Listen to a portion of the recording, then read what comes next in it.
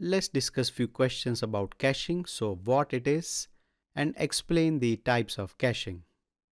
We have already discussed in the previous lecture that caching is basically storing useful data on the local device so that you don't have to fetch the data from the server every time, which makes the application faster.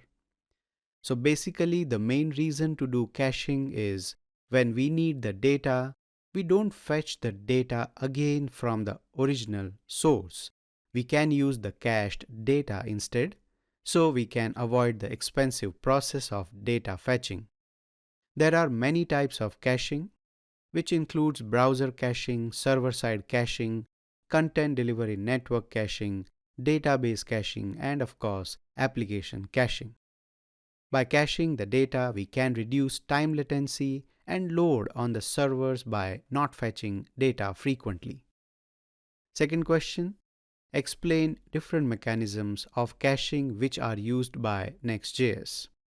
So, Next.js uses four types of mechanisms for caching the data. First is request memoization, which makes sure that the requests made to the server are not duplicated.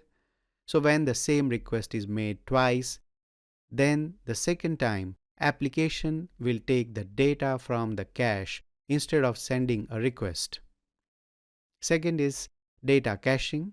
It will store data as cache across user requests, and then instead of making requests to the server, the data is fetched from the cache itself.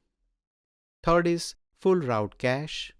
Here, Next.js caches or stores the entire HTML or React server component at build time. So it will reduce rendering cost and improve the performance of the application.